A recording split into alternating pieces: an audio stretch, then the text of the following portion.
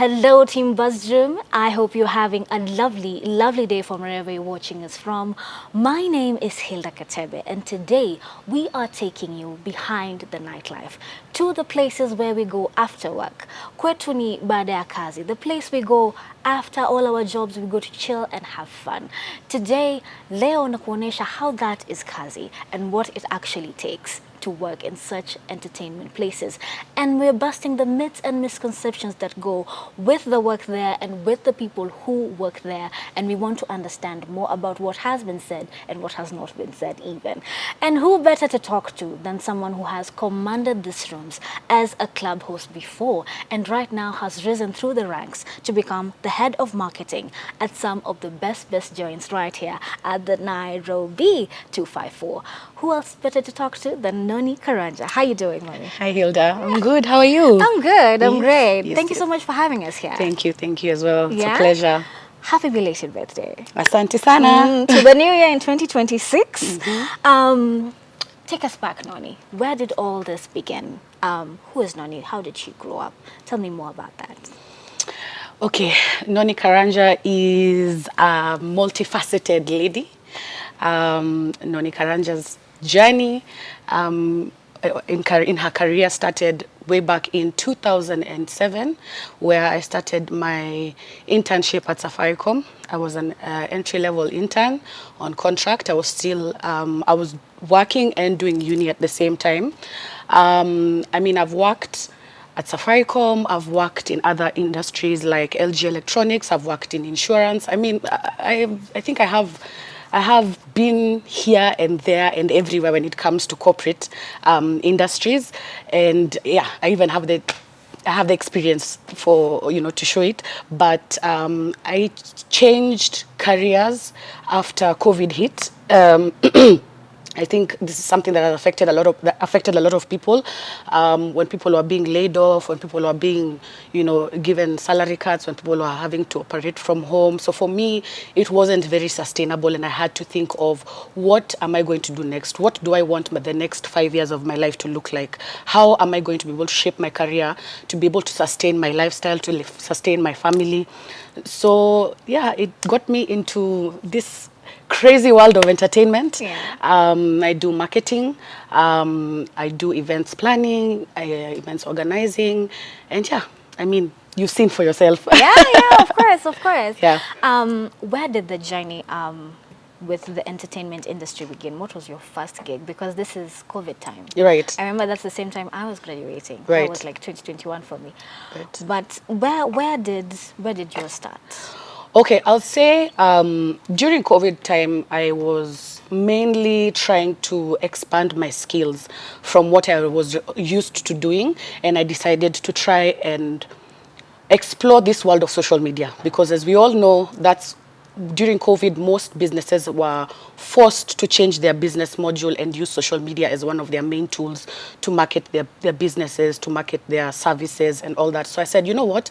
People are getting employment and working from home, and all you need is internet, Wi-Fi, and a laptop. So I decided to explore that and actually got my first social media management job working for a company that would supply pet food, cat food and dog food.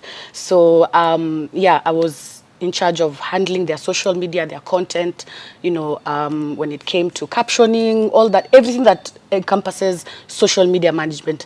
Yeah, so I did that. And then when things opened up outside and people now started, I mean, COVID now was maintained and people were able to now go back to the offices, joints were being opened. Entertainment really blew up at this time because people were so inside, people were, used to, buying their drinks, chilling at home, listening to YouTube mixes and stuff like that. So people had really craved being outside and interacting with each other. So I feel like that's when my journey really started when it came to entertainment. And there's a friend of mine called DJ Chronics. He actually had a gig at a club on Ngong Road, and he asked me, he was like, Noni, I see you have a very strong social network. Would you be interested in being a host? And I'm like, what's a host?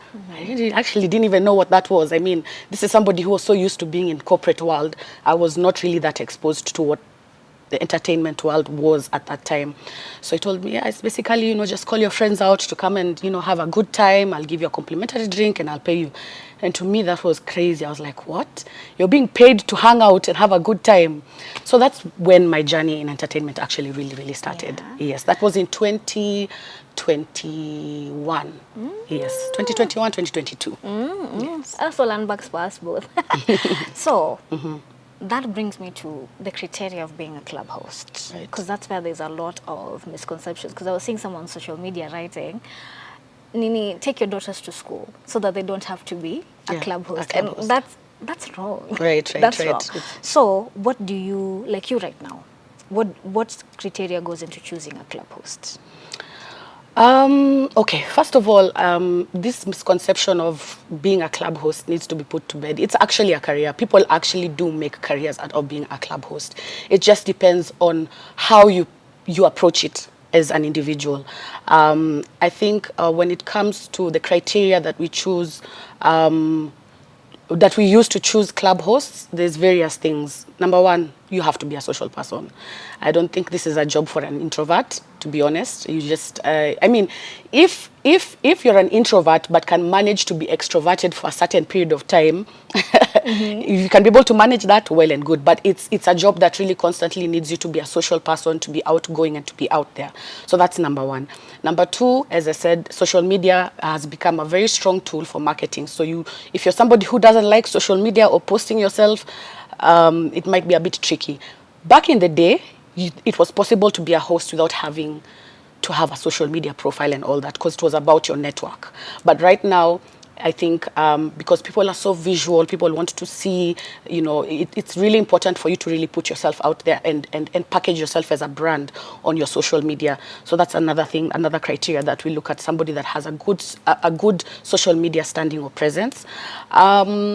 Number three, I would say if you have a strong network that can be able to support you in terms of sales, if you have people who are from different walks of life, work in different industries and can be able to come and support you and, help you generate sales on your table, that's another thing, that's another criteria we look at. Somebody who also is personable, somebody who knows how to work with other people, somebody who knows how to handle crisis management. It's a lot. To be honest, being a club host is not what it was before. In fact, being a club host, I would say, is like a prerequisite to being an events organizer. Yeah, it gives you that experience of dealing with people, knowing what it takes to put together an event. Because I feel like nowadays even hosts are actually quite involved when it comes to planning the events and putting together an event. They really play a very big role now. So yeah, there's a couple of things. Yeah. Yeah, that goes into it. So Yes. club hosts also have KPIs. They do have KPIs. Yeah. Yes, they do have KPIs. I mean, it varies from club to club, but generally it's the basics. We tell you, you need to be able to generate a certain amount of sales on your table on your given night. You have to be able to market your given night on your night. For me, I usually tell the hosts, on your night, make it look like it's your event that you've put together. If you feel like you have some special requests that you would like to enhance the experience of your people who are coming to support you, let me know. We're here to provide that for you. But make it seem like you're not just going to the club to sit and party, but to contribute something to the experience of the event. I think another criteria would be you have to be able to, how will I say, work together with people, I mean, work together with the staff, with security, with us as the management, and yeah. But generally, those I would say are the KPIs, and of course, social media marketing. Yeah. Yeah, of course. Yes. Social media has come up a lot in our Yes. conversation. Yes. Yes. Yes. Because also the entertainment industry has moved from our club looks good. Yeah. You play good music. Correct. Come any day. Right. It's coming to now concepts. There is a certain Thursday for this. There's Tuesday for this. There's Mondays for this. Yeah. But we're also seeing those concepts really being machi. Okay. Yes. Duplicated, borrowed, copied. Yes. So my question here is, will we get to a time where we have to copyright these concepts?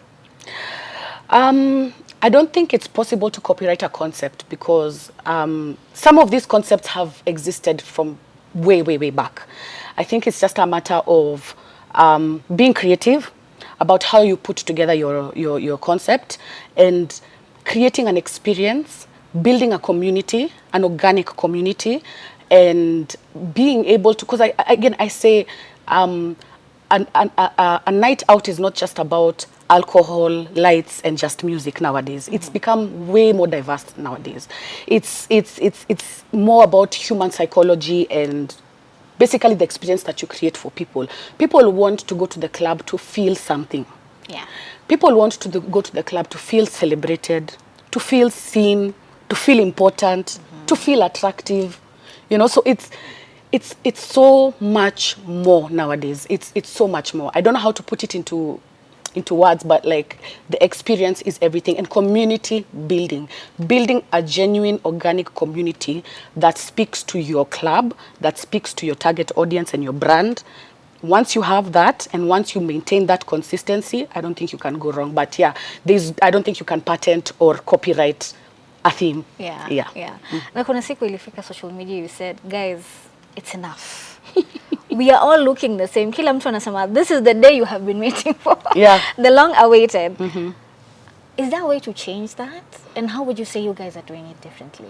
You say in terms of the concepts? Yeah. Because you said everyone is going to a certain page. Right. Everyone is doing it. We almost don't know in terms of which marketing. is which. Which is which. Yeah, I mean, guys, honestly, I think this thing of, it's a knee-jerk reaction. You see it working for one club and you feel like it's going to work for you. It doesn't work like that, guys. Different clubs have different brands, have different target audiences, have different demographics. So for you, it's to understand, for your specific club, what is your brand? What language are you trying to speak to your target audience? What is your target audience? What's the demographic? Once you are able to identify that, it's easier to be able to tailor make and plan and put together something that speaks to those people, as opposed to just copy pasting concepts, and you're copy pasting a concept, yet the demographic from the club that you're copying is completely different from the people who attend yours. So for me, I feel like it's just about, as I said, creating an experience, brand identity, and speaking to your specific target audience. Yeah. Does Nairobi have different demographics as we are? Does a certain area appeal to a different demographic from another? Definitely. I mean, you know, it boils down to, you know, it's not even about age anymore, by the way, because I mean, you can go to a joint and find somebody as young as 22 and find somebody as old as 55, you know. So I don't think it's really specifically about age anymore. There are some places, you know, that have the entertainment speaks to an older crowd, but generally, if we're talking about our, like the majority of the clubs, the age is usually between 22 to around maybe 45, 50 max. So that's a very big range, you understand? So you have to now break it down. What is the spending power of the demographic? Yeah, that's number one. You have to look at the spending power. What do they enjoy? Do they enjoy more of these high tables, or do they enjoy more of the lounge seats? You know, do they like old school music, or do they like current music, or do they like a mix of the two? What kind of genres? So again, it still boils down to the brand identity. So it's I would say it's different. Also spending powers also, that also comes into play based on, you know, the location of where some of these joints are located. But yeah, it varies. Yeah. Yes. So I'm just getting, now today we're learning team bathroom. I'm just getting this demographic, Yeah. this location. Yes. Okay, location goes into demographic. Yes. There's just who the people Spending are. power. Spending power. So this also determines the DJs, right? True. Yeah. True. So for a certain day, there's a certain DJ. And is that how you choose the DJs? Or is just according to maybe the theme of that day? So definitely, number one is the theme, you know. You do find that there's some clubs. Okay, I'll say specifically for me, we at Milan, we don't have like Afrobeats night or Amapiano night. No, we don't classify our theme nights like that. We don't want to box ourselves into a specific genre on a specific night. However, what we do know is we say, okay, maybe on our Thursdays and Sundays, we have a younger crowd that attends. Yeah, so we tend to book DJs that speak to that kind of demographic. Yeah, and then maybe on Fridays and Saturdays, we usually realize an older, more mature crowd. So we look for DJs that are more seasoned and speak to, or can be able to play music that they can identify. So it's a matter of providing something for everybody, something for everybody. And yes, there's a lot of factors that come into selecting the DJs. Definitely the ability to control the crowd's energy. Energy is everything. When you walk through our doors and it's like midnight and people are seated down and guys are just, and the DJ is playing, but there's no energy, there's no one dancing. You can tell clearly the DJ hasn't been able to read the crowd and hasn't been able to learn exactly how they can be able to control the crowd from sitting to standing and all that. So there's that. Music quality. I think when it comes to DJs, it's a very sensitive topic. I really don't like talking about it, because I have been bashed before. So I'm very particular about how I use my words. But I feel like clubs invest a lot in sound. In our mixers, our speakers, we spend millions actually when it comes to equipment. If you look at some of the clubs, over 5 million has been spent on just sound alone. So it's really costly. So state of the art, sound. So as a DJ, I feel like it's really important for you to actually do your research, get good quality music. Where you download your music from can determine whether it'll sound clear or whether it'll sound distorted. And it could be played on a top of the art, equipment, but it sounds distorted. So I feel like quality music is important. Versatility. We tend to shy away from DJs that are very genre specific. Here at Milan, we like DJs that are very dynamic, because as I said, we have a dynamic crowd. So you have to be able to speak to everybody in the club at some point in the night, and professionalism. As a DJ, it's a very, I feel like this conception of, a DJ is not a career. Right now, honestly, these guys are making bank on a weekly basis. Probably maybe even more money than some senior managers in corporate companies. So people have come to see that being a DJ is an actual career. So being professional and how you carry yourself as a DJ, you're a brand, how you interact with staff at the venues that you interact with, how you market yourself as a DJ also really, really matters. And that's something that I feel like we struggle with in the I don't think I'm alone in this. I think there's that conception that being a DJ, all you need to do is just come, plug in your laptop, play, and leave. No, no. I think you have to be professional, how you carry yourself, how you market yourself, how you speak, how you interact with people, how you interact with clients. If you're a rude DJ, trust me, the word will spread, and people will know. If you're unprofessional, if you drink too much on the job and you become sloppy, word travels. You'll get less bookings, And I understand, sometimes there's room for slip-ups here and there, but professionalism is key. And lastly, I would say probably consistency. As a DJ, being consistent in creating a vibe, make sure that you create a good vibe everywhere you go. Even if you're booked in multiple places, make sure that people know, no matter if I book this DJ, the vibe is on top. This is what to expect, you know. Refresh your playlist as a DJ. I will say it again. Refresh your playlist as a DJ. DJ sometimes can be lazy, you know. And yes, as I said, if you want to know what to expect, but also there needs to be that level of surprise, that element of surprise, you know. So, you know, if a new song has come out and it's a new popular song and it's probably a week old, as a DJ, your next set a week from the time that song has been released should be on your playlist, you know. Try and introduce new music to the club, you know. Don't just play the same old generic, you know, mixes. You know, nowadays there's some mixes, you'll hear a song, you'll even predict the song that's coming next because you've had that mix over and over and over again. Yep. So yeah, I think refreshing your playlist as a DJ is really, really important.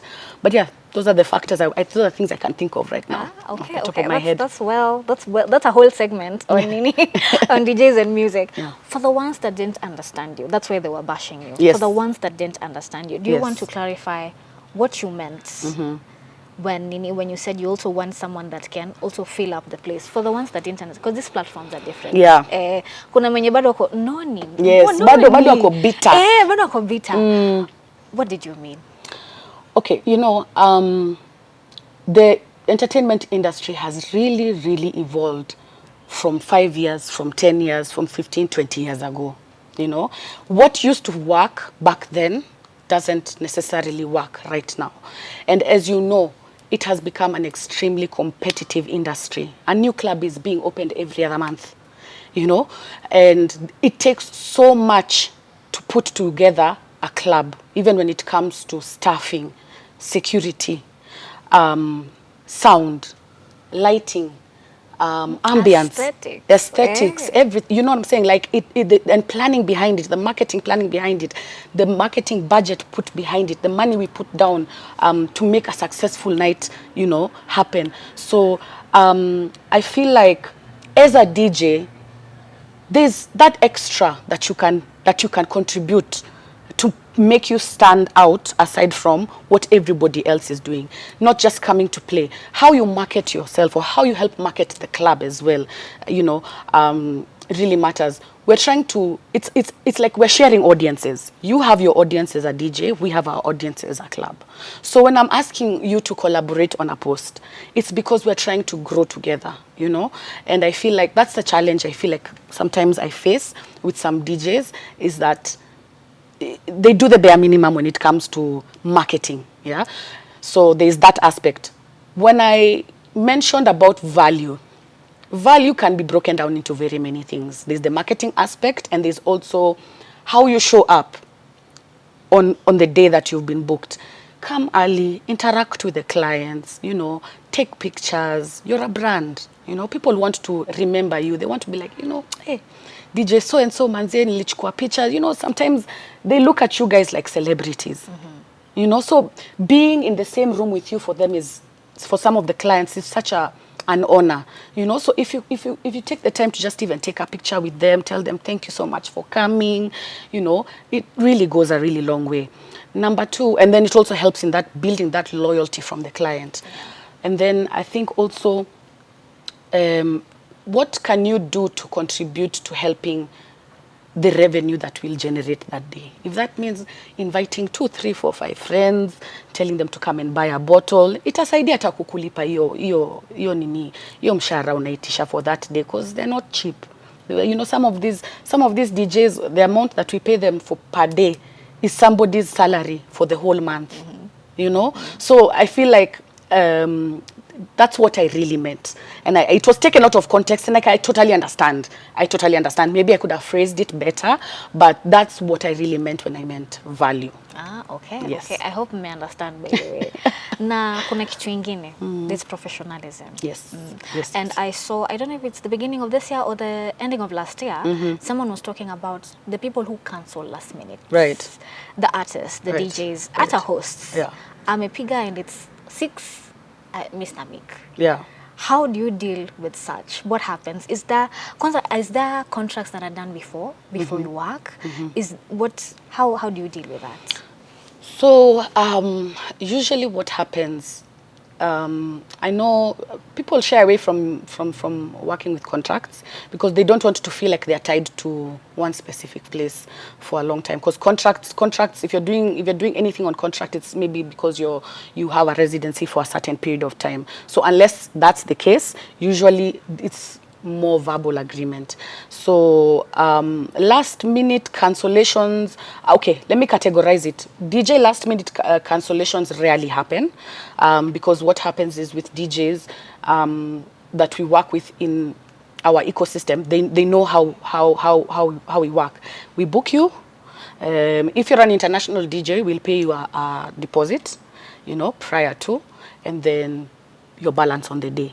So if you there'll be a small written agreement that shows your deliverables in terms of maybe how many posts we expect you to have, or what your set time is. So if we have any cancellations, there's usually a clause for a refund if you can't make it. I mean, for artist cancellations is a whole different ball game. That one is completely different. It's usually especially an international artist canceling on you last minute is a really big mess up, but you just, these are the risks that you take. It's always a risk, and it's just about creating the narrative, or preempting before people create the narrative for you. So it's just getting the facts right, communicating to people and telling your people, apologizing to them and letting them know, I'm sorry that this artist has cancelled because of A, B, C, D, and just managing the situation. Yeah. And I've been in the event space, yeah, just in terms of coverage Yeah. for a minute now. Yeah. And I noticed there's a way people would perceive the artist that performs in the club sana, and there's a way people perceive the artist that is always at the big events, as we would call it. Yeah. I'm wondering, where does this myth come from that uyo ni wa club too? It's almost like the club doesn't have any value. And if you perform at the events, pia kuna so much value. For an artist, performing at a certain club or having an event at a certain club, what's their value there? The artist, because kuna wenye wanasema, you're too big to be performing at just a club. I mean, I think that boils down to the artist's management. I don't think that I wouldn't really speak too much about that, but it all boils down to the artist's management. Where is the artist in their career right now? Have they reached the level where they can sell out big venues? If not, maybe they need to do a couple of club shows to be able to build that community, to build that consistency and build that momentum leading up to maybe a big event at the end of the year. So I think this misconception of categorizing an artist that performs in a club as a lower level artist, that is a no-no, because you'll find that some of these artists actually make more money from booking club gigs than booking the main gigs. So because you'll find the main gigs are just maybe like twice or thrice in a year, but the club gigs are every other week. Again, on the flip side, I would say as an artist, don't over dilute your brand, don't overexpose yourself to club gigs, because then now that's probably where the misconception comes, like, oh, msanii ako kila mahali, huyu hata ukienda sijui wapi utamuona. So I think as an artist, it's about understanding how do you want to be perceived. Don't overexpose yourself to club events. Save it up so that even when you're booked for those big major events, people actually turn up for you. Yeah. Well said. And we are in June. Yeah. The events are coming. Yes. 2024, 2025, what would you say are some of the lessons learned that we want to take into 2026? Do not compromise on security. Don't compromise on security. Yes. Security is everything at an event, especially an outdoor event.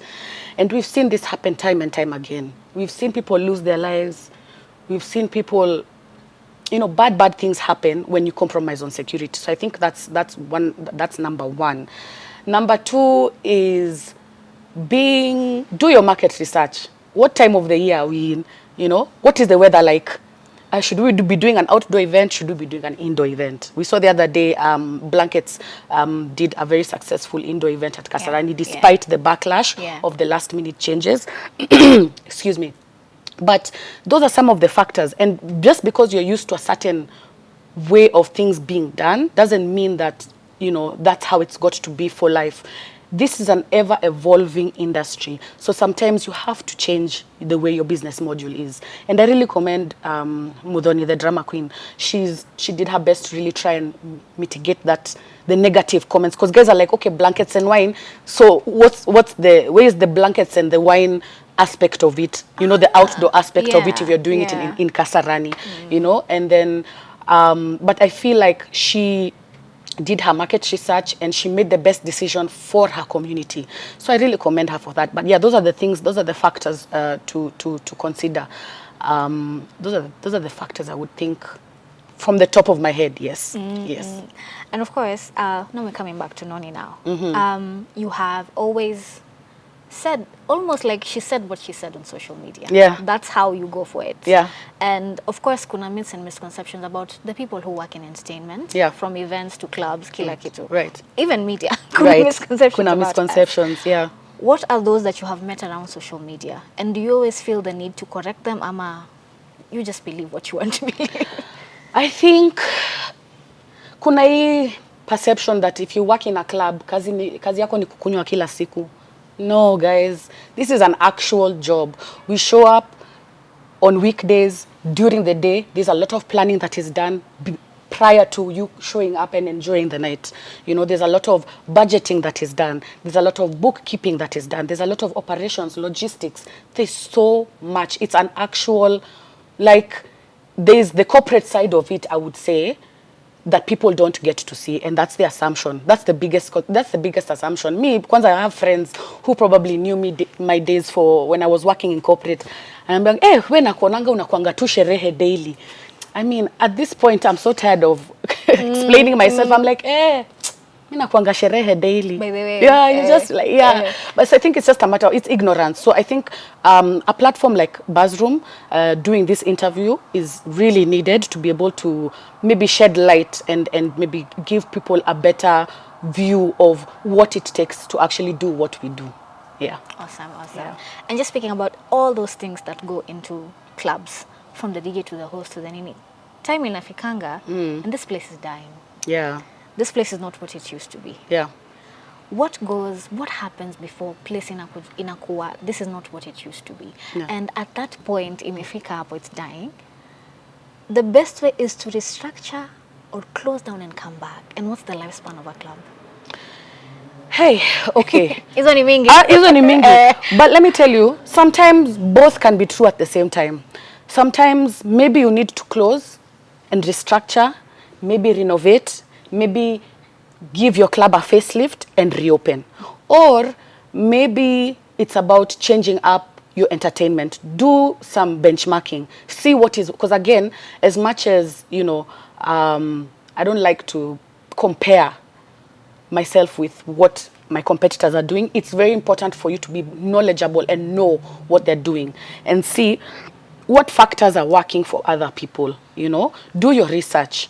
Figure out, okay, what kind of people are in the environs of your club, you know. Speak to them. If maybe the concepts that you have in place are not speaking to them, change it up. Change up the entertainment. If the influencers that you've been working with for the past 3 years have become comfortable, change it up, switch it up, bring in fresh minds, fresh faces. You know, sometimes people just want a refresher, you know. So there's that. You had said that there's a third thing. There was closing down, renovating and opening, or the lifespan of a club. Yeah. Hey, man, I don't know whether I can really answer that with a definite answer, because as Milan, for example, this is their 8th year. Milan has stood the test of time. They've overcome COVID. They, you know, when a time when, you know, probably they were getting some backlash, they overcame that. And these things happen, imagine. You're not immune to criticism. You're not immune to ridicule from people.